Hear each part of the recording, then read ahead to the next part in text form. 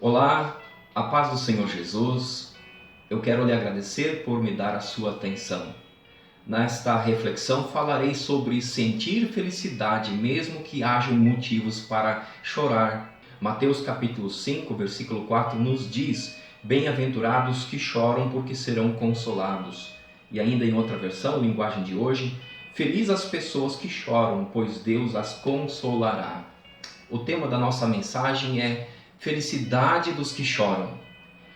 O Sermão do Monte é provavelmente uma das partes mais conhecidas do ensinamento de Jesus. Porém, não é tão compreendida em sua totalidade e muito menos considerada e obedecida. Jesus certamente desejava, aqui nesta narrativa, ensinar e desejava que os seus seguidores fossem abençoados espiritualmente. E nesse sentido, nós queremos então analisar a relevância que estas sábias palavras de Jesus têm a nos dizer nesse mundo contemporâneo. Como podemos verificar também, há no texto um total de 8 evidências da conduta cristã que nos conduzem a sermos abençoados, felizes, ou seja, bem-aventurados. Na meditação anterior, falamos um pouco sobre os humildes. Hoje gostaríamos de pensar sobre o versículo 4, bem-aventurados que choram, porque serão consolados. Esta segunda bem-aventurança, para algumas pessoas, se refere ao consolo como sendo algo a ser recebido no presente, e para outros diz respeito ao futuro. Contudo, acredito que podemos desfrutar deste benefício tanto no presente como no futuro. Segundo John Stott, em seu livro Cultura Cristã, falando sobre as mensagens do Sermão do Monte, diz que já começamos a herdar a terra nesta vida, considerando que se somos de Cristo, todas as coisas já são nossas, seja o mundo, seja a vida, seja a morte, seja as coisas presentes, sejam as futuras. Portanto, as promessas de Jesus nas bem-aventuranças têm cumprimento presente e futuro. Desfrutamos agora das primícias. A colheita propriamente dita ainda está por vir. Fica nítido no versículo uma contradição entre a palavra bem-aventurado, que significa feliz, e a palavra choro. Como é possível alguém que chora ser feliz? O próprio Stott ele responde, e ele se refere à bem-aventurança como feliz os infelizes. Na verdade, quando estamos tristes, nós ficamos sem forças e quem tem a Cristo passa a desfrutar de algo indescritível, que é o consolo que somente Deus pode dar através do Espírito Santo. Há um versículo em Salmos que diz: o choro pode durar a noite inteira, mas a alegria vem pela manhã. O Salmo 30, versículo 5, a parte B. Pensando nisso, como podemos ser bem-aventurados se estamos tristes? Como podemos ser felizes quando estamos infelizes? O próprio texto responde, dizendo que os que choram serão consolados. Em relação então a isso, nós queremos fazer duas considerações. A primeira consideração, feliz os que choram. Como assim? Isso é um pouco confuso. Para muitas pessoas a alegria pode ser construída pelos prazeres desta vida.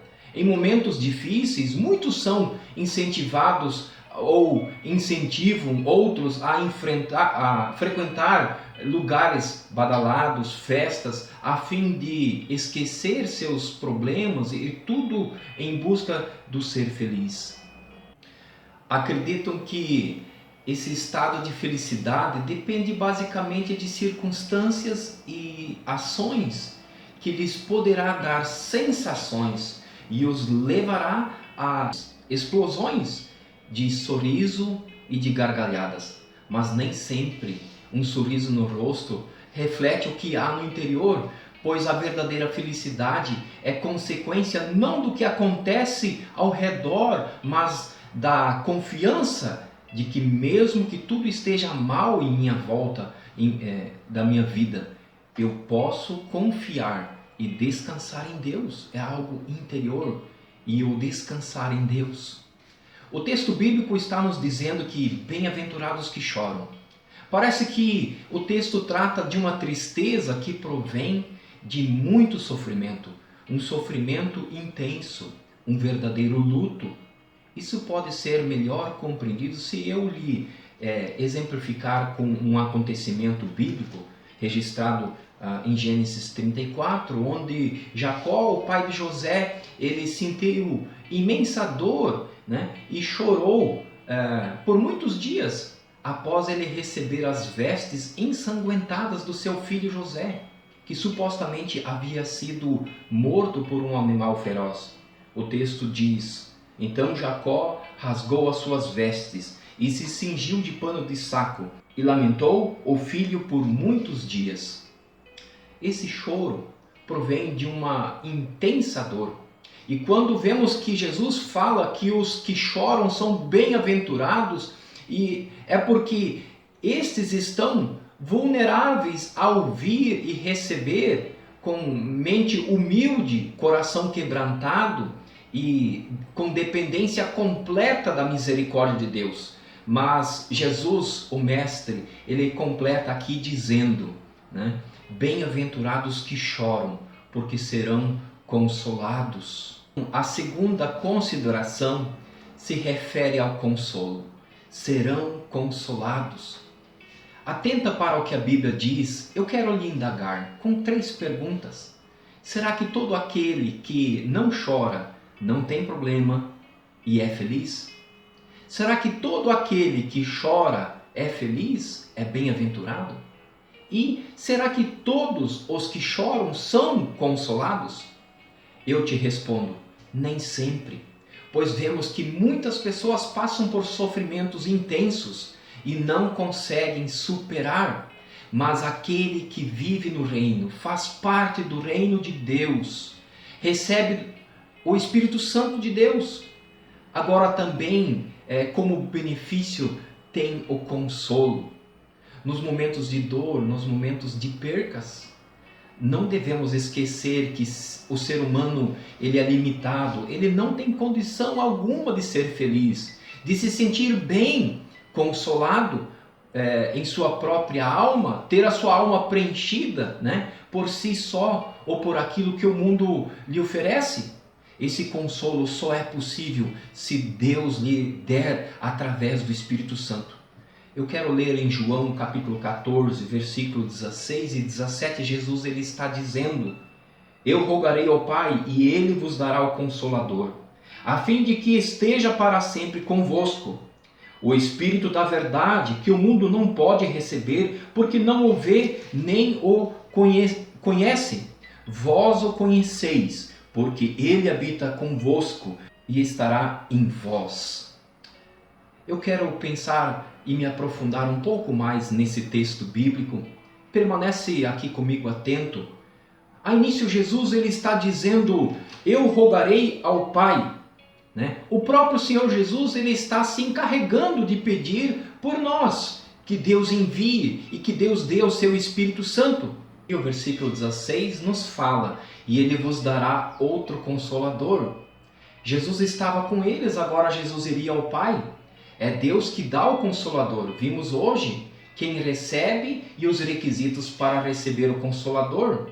Em seguida, na parte B do 16, a fim de que esteja para sempre convosco. Isso quer dizer que não ficaremos sozinhos, precisando ser consolados, aí Ele está em nós para nos consolar. No início do 17, o Espírito da verdade, que nos conhece, conhece o nosso pecado, conhece a nossa vida e nos leva a conhecer a palavra, né? A vontade de Deus. Em seguida, que o mundo não pode receber. Como assim o mundo não pode receber? Só o tem ou recebe o Consolador aqueles que se rendem a Jesus com fé, com obediência à palavra de Deus. Por que não o recebem? O próprio Jesus ele vai responder aqui quando ele diz, porque não o vê nem o conhece. Não há como vê-lo, pois ele é Espírito. né? Não se o conhece na prática de pecado, mas na busca por a leitura da palavra de Deus, por intermédio da aplicação da vontade de Deus, podemos conhecê-lo. A palavra de Deus, inclusive, nos liberta do pecado, nos transforma. Então, o conhecemos e o sentimos na nossa vida.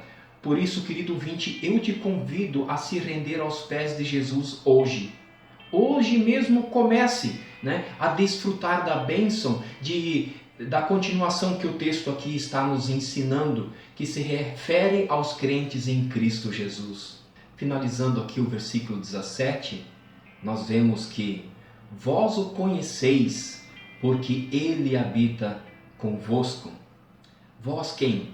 Aqueles que se renderam a Jesus, aqueles que se entregam a Jesus, que vivem com ele e ele neles.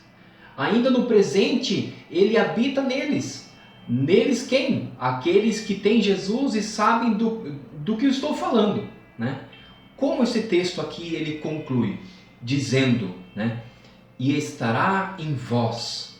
Aqui nós vemos que é uma promessa futura, em outras palavras, para sempre. Ele habita em ti, ele habita em vós, então ele habita em nós. Não te deixará e jamais te abandonará, como diz em Hebreus 13:5, que bênção. Mas eu quero finalizar lhe perguntando, permita-lhe perguntar primeiro, aqueles que hoje reconhecem aí no seu coração, diante de Deus, que não és feliz, mas querem receber esta bem-aventurança do consolo de Deus em seus corações. Você reconhece que tem chorado muito e precisa ser consolado por Deus em toda a tua vida? O espírito da promessa dado por Deus àqueles que se entregam a Jesus, desta mesma forma você deseja? Deus ele pode neste momento te perdoar, morar em ti e para sempre te consolar. Agora quero perguntar àqueles que têm a Jesus já habitando em suas vidas, como está a sua vida?